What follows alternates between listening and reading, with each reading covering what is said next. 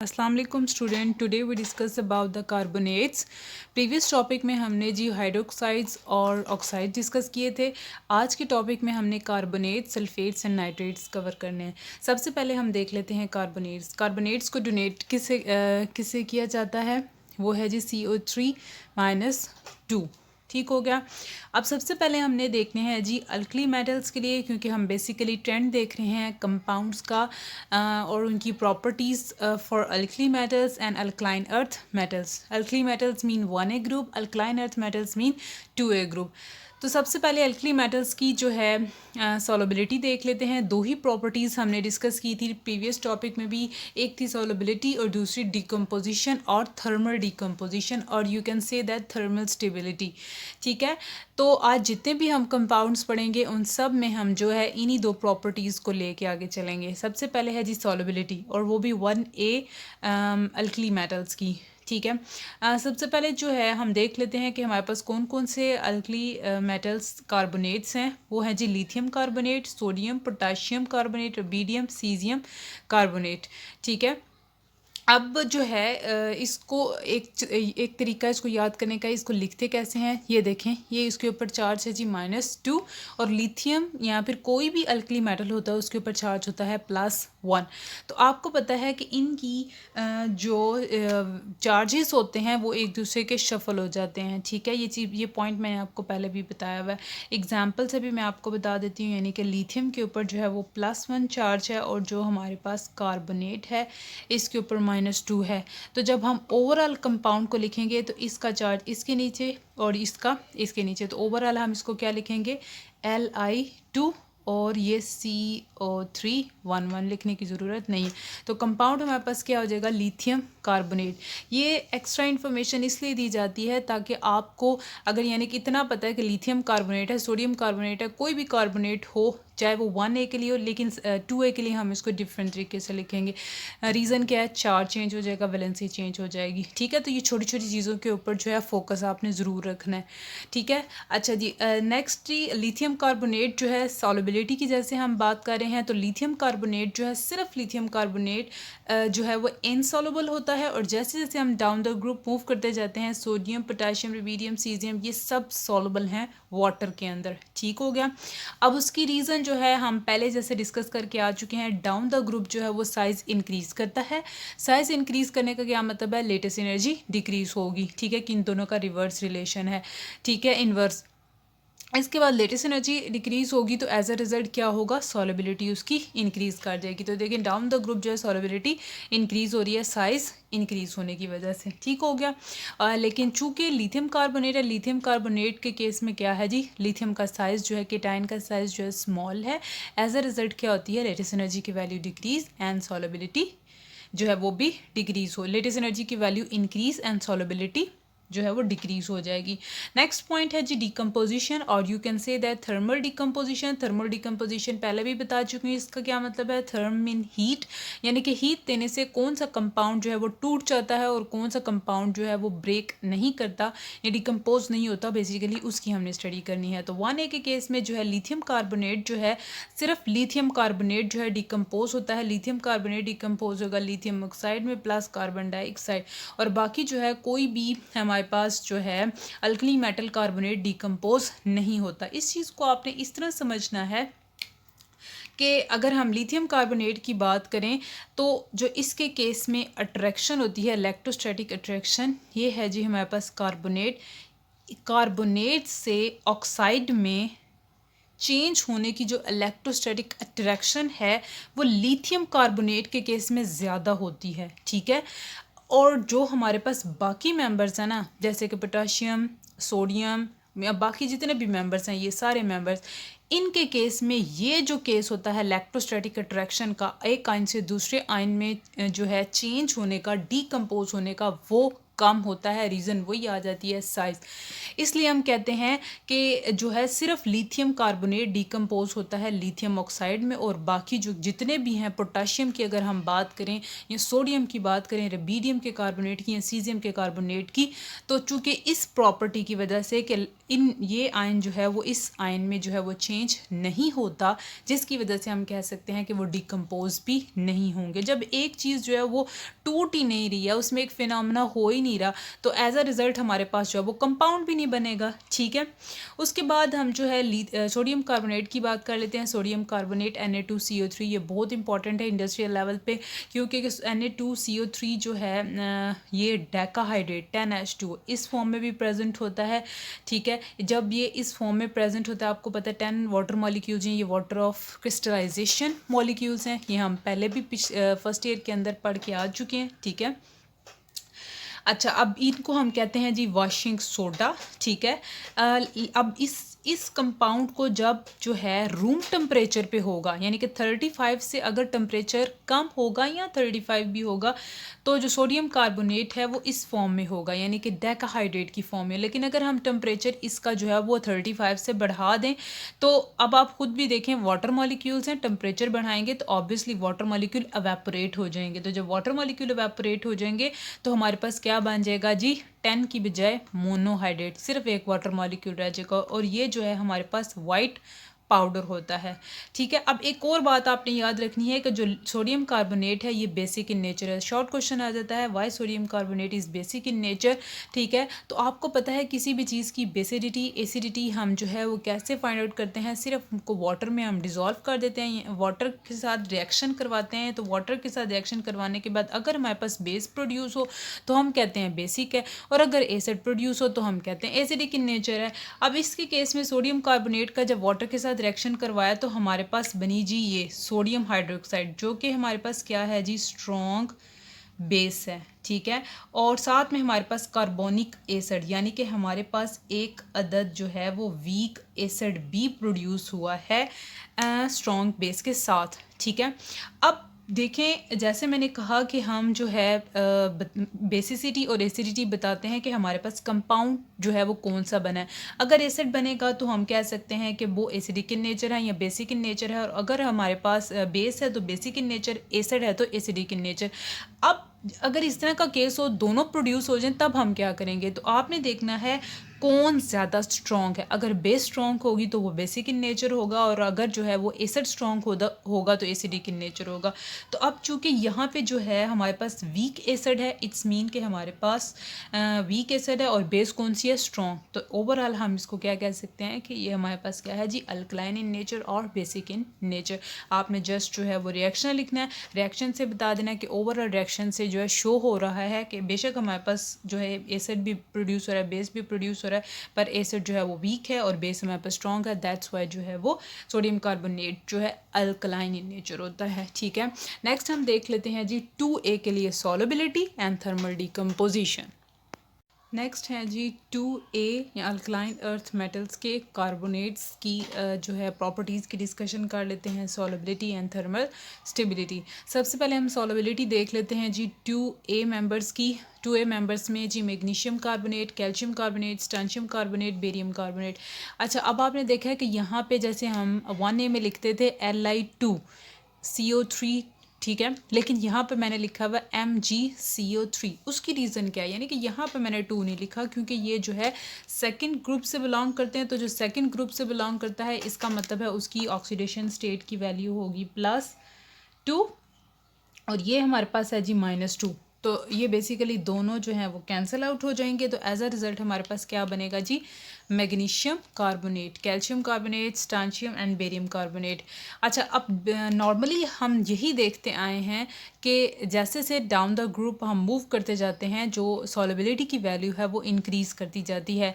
लेकिन जो 2A के मेंबर्स हैं वो ज़रा डिफरेंट बिहेव करते हैं बाकियों से। इनके केस में क्या होता है कि जो सॉल्युबिलिटी है डाउन द ग्रुप डिक्रीज़ होती जाती है। हालांकि कि साइज़ इंक्रीज़ हो रहा है, लेटेस्ट एनर्जी की वैल्यू डिक्रीज़ हो रही है, सॉल्युबिलिटी को इंक्रीज़ होना चाहिए।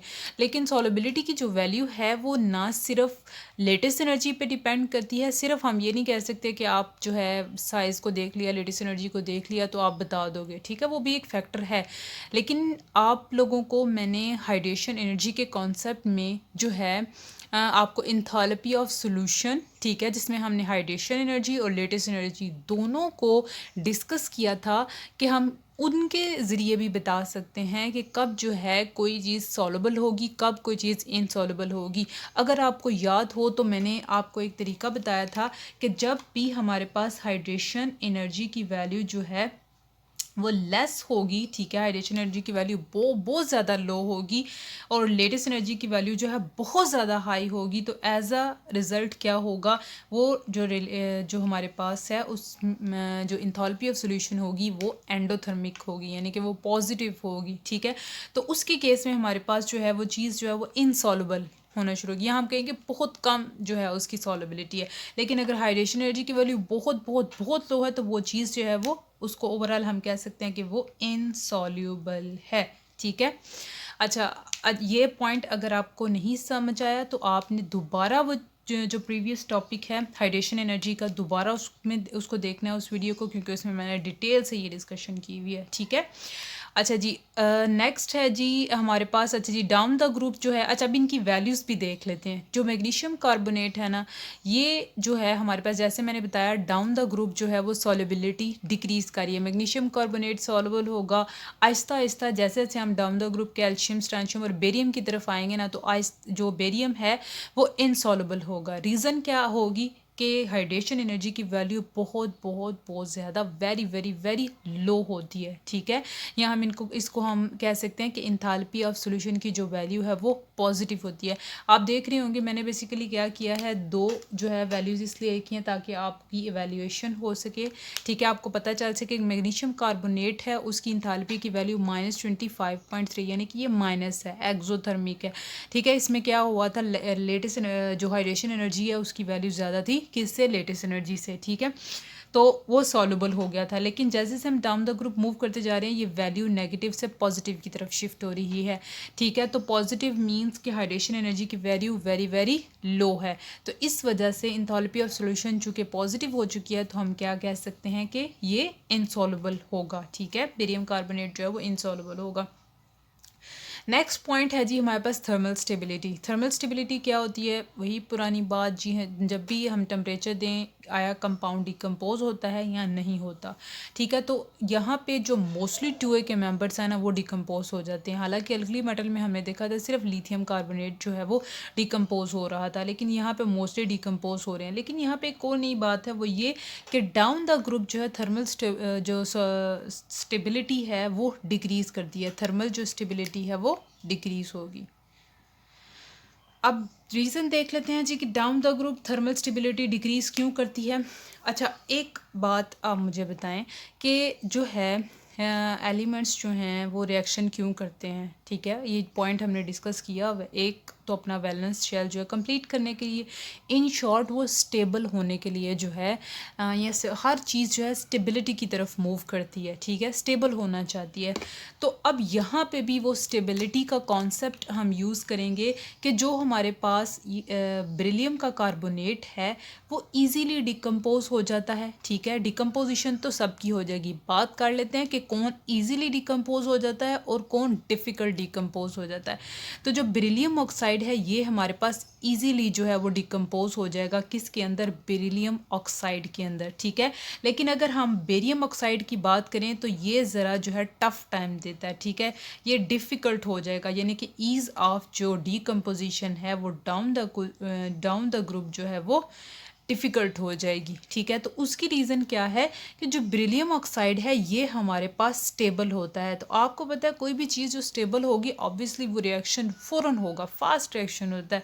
लेकिन ये जो हमारे पास बेरियम ऑक्साइड है ये ज़रा अनस्टेबल होता है, ठीक है। तो कोई चीज़ जब अनस्टेबल होती है तो वो ज़रा रिएक्शन जो है वो थोड़ा टफ़ हो जाता है, ठीक है। एक ये आपने इसको रिलेट करना है किससे, स्टेबिलिटी से और अनस्टेबिलिटी से, ठीक हो गया। ये तो थे कार्बोनेट्स। नेक्स्ट हम देख लेते हैं जी सल्फेट्स या नाइट्रेट्स। उन दोनों। नेक्स्ट है जी नाइट्रेट्स। नाइट्रेट्स को रिप्रेजेंट किससे किया जाता है, NO3-1 चार्ज। अब इसमें भी जो है हम हल्की और अल्कलाइन अर्थ मेटल्स की जो दो प्रॉपर्टीज़ हैं वो देख लेते हैं, solubility and thermal stability. Solubility में आपने याद रखना है, चाहे हमारे पास अल्कली मेटल्स हों चाहे हमारे पास अल्कलाइन अर्थ मेटल्स हों, दोनों जो है वाटर सॉलेबल होती हैं। ठीक है, ये तो इजी हो गया। ठीक है, नाइट्रेट्स के केस में सब सॉलेबल होंगे। अच्छा, अब ये देख लें कि ये देखें sodium nitrate, potassium, lithium nitrate, इसको जो लिखने का तरीका है वो NaNO3 है, लेकिन जब हम कैल्शियम के नाइट्रेट्स लिखते हैं तो CaNO3 ट्वाइस। उसकी रीज़न क्या है, क्योंकि नाइट्रेट पे होता है -1 चार्ज, सोडियम पे या अल्की मेटल्स पे होता है +1, तो +1 -1 को क्या करता है, कैंसिल आउट कर देगा, तो हमारे पास जो फार्मूला बनेगा वो NaNO3 होगा। लेकिन जो हमारे पास अल्कलाइन अर्थ मेटल्स हैं उसमें इसके ऊपर चार्ज होता है +2 और नाइट्रेट पे -1, तो एज अ रिज़ल्ट क्या होगा, वैलेंसीज जो हैं ये चार्ज शफल हो जाएंगे। ठीक हो गया। नेक्स्ट हम देख लेते हैं जी थर्मल स्टेबिलिटी। थर्मल स्टेबिलिटी में जी 1A के जो मेंबर्स हैं वो यानी कि जितने भी मेंबर्स के नाइट्रेट्स हैं अल्कली मेटल्स के, वो डिकम्पोज हो जाते हैं। लेकिन यहाँ पे पॉइंट ऑफ डिफरेंस ये है कि जो लिथियम है वो डिफरेंट बिहेव करता है अपने ग्रुप से, यानी कि पोटाशियम नाइट्रेट है या बाकी जितने भी नाइट्रेट्स हैं वो डिफरेंट प्रोडक्ट प्रोड्यूस करते हैं, और जो लिथियम नाइट्रेट है वो डिकम्पोज होने के बाद डिफरेंट प्रोडक्ट प्रोड्यूस करता है। ठीक है, ये वाला पॉइंट जो है हमने पिकुलर बिहेवियर ऑफ बेरिलियम में भी डिस्कस किया हुआ है कि लिथियम नाइट्रेट जो है डिकम्पोज होकर lithium oxide, NO2 nitrogen dioxide gas और ऑक्सीजन गैस में जो है वो डिकम्पोज होता है। लेकिन अगर हम सोडियम नाइट्रेट, पोटाशियम नाइट्रेट इनकी बात करें तो ये अपने सुपर नाइट यानी कि NaNO2 प्लस ऑक्सीजन गैस की फॉर्म में रिलीज़ होते हैं। ये सिर्फ आपने पॉइंट ऑफ डिफरेंस याद रखना है। नेक्स्ट सेकंड डे की बात करें तो सेकंड डे के भी सब जो है डिकम्पोज हो जाएंगे, इजीली डिकम्पोज होंगे। अच्छा, अब इनमें कोई पॉइंट ऑफ डिफरेंस नहीं है, ये जो है सब एक जैसे प्रोडक्ट बनाते हैं, चाहे मैग्नीशियम नाइट्रेट हो, कैल्शियम हो, स्टांशियम हो, बेरियम नाइट्रेट हो, कोई भी हो, वो मैग्नीशियम ऑक्साइड यानी कि ऑक्साइड बनाएगा, नाइट्रोजन डाइऑक्साइड गैस बनाएगा, ऑक्सीजन, और अगर कैल्शियम का नाइट्रेट हो तो calcium oxide, nitrogen dioxide and oxygen. Next हम देख लेते हैं जी सल्फेट। नेक्स्ट हैं जी सल्फेट्स। सल्फेट्स जो हैं उनको किससे रिप्रेजेंट करते हैं, SO4-2 आयन। नेक्स्ट जो है इनकी सॉलिबिलिटी देख लेते हैं। 1A की अगर बात करें sodium sulphate, potassium sulphate and rubidium sulphate. ये देखें, अब इसको लिखने का तरीका क्या है जी, कि चूँकि सल्फेट के ऊपर -2 है, सोडियम पे +1 है, तो ये +1 और जो इसका -2 है वो जो है वो इस तरह वैलेंसीज दोबारा जो है वो शफल हो जाएंगी, तो ये Na2SO4, potassium sulphate, rubidium sulphate, ये जितने भी सल्फेट्स हैं अल्कली मेटल्स के वो सब के सब वाटर सॉल्युबल होते हैं। लेकिन अगर हम बात करें 2A की तो जो है वो डिफरेंट बिहेव करते हैं वाटर के अंदर। वो कैसे, जो बेरिलियम सल्फेट है वो सॉल्युबल होता है, मैग्नीशियम सल्फेट और कैल्शियम सल्फेट जो है वो स्लाइटली सॉल्युबल होते हैं।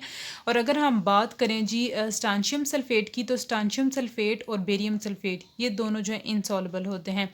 अब ये बिल्कुल एग्जैक्टली सेम जो है कार्बोनेट्स की तरह बिहेव करते हैं। जैसे कार्बोनेट्स है ना डाउन द ग्रुप, उनके भी जो है वो सॉल्युबिलिटी डिक्रीज होती है। रीज़न मैंने आपको पहले भी बताया, एंथैल्पी ऑफ सॉल्यूशन जो है वो हमारे पास क्या हो जाती है, एंडोथर्मिक इन नेचर हो जाती है, या इन शॉर्ट हम कह सकते हैं कि जो हाइड्रेशन एनर्जी है वो वेरी वेरी वेरी स्मॉल हो जाती है। इस वजह से जो है वो डाउन द ग्रुप जो है सॉल्युबिलिटी डिक्रीज हो जाती है। नेक्स्ट थर्मल स्टेबिलिटी में सिर्फ जी आपकी बुक के ऊपर कैल्शियम सल्फेट की बात ये की हुई है कि कैल्शियम सल्फेट जो है अगर इसको जो है कैल्शियम सल्फेट 2.2H2O, ठीक है, इसमें 2 वाटर मॉलिक्यूल्स हैं, ठीक, तो इसको हम ओवरऑल कहते हैं जी हमारे पास जिप्सम। ठीक, जब हम इसको 100 डिग्री सेल्सियस या 104 डिग्री सेल्सियस टेम्परेचर देते हैं तो उस केस में हमारे पास प्रोड्यूस होता है calcium sulphate .H2O plus 3H2O। Temperature देने से होगा क्या, ये 2 मॉलिक्यूल हैं, ठीक है, तो 2 मॉलिक्यूल्स में, एक मॉलिक्यूल में 2 वाटर मॉलिक्यूल और 2 में 4 वाटर मॉलिक्यूल। बेसिकली होता क्या, जब इतना टेम्परेचर देंगे तो जो 3 वाटर मॉलिक्यूल्स हैं वो अवेपोरेट हो जाएंगे, ठीक है। तो कैल्शियम सल्फेट H2O, ठीक है, यानी कि एक जो वाटर मॉलिक्यूल होगा उसके लिए जो हमारे पास जो कंपाउंड का नाम होगा उसको हम कहते हैं प्लास्टर ऑफ पेरिस। अब ये जो जिप्सम है हमारे पास, जिप्सम ये बेसिकली सीमेंट इंडस्ट्री के अंदर यूज़ होता है, ठीक है। आगे हम डिटेल से जो है वो जिप्सम के बारे में पढ़ेंगे कि जिप्सम का और क्या रोल है, ठीक है। इसके अलावा है जी plaster of Paris. Plaster of Paris किस चीज़ के लिए यूज़ होता है? प्लास्टर ऑफ पेरिस अगर जो है बोन्स में फ्रैक्चर हो जाए ना, ठीक है, या हड्डी वगैरह टूट जाए, तो जो जो बेसिकली क्या उसको कहते हैं, डॉक्टर्स जो प्लस्तर चढ़ाते हैं, ठीक है, ताकि वो ठीक हो सके, क्योर हो सके, हड्डी जो अपनी जगह पे आ सके और जुड़ सके, उसको बेसिकली जो है कहते हैं हम प्लास्टर ऑफ पेरिस। जिसको हम प्लस्तर कह रहे होते हैं वो होता है प्लास्टर ऑफ पेरिस, ठीक है। अच्छा, यानी कि ये जो है बेसिकली किस में यूज़ होता है?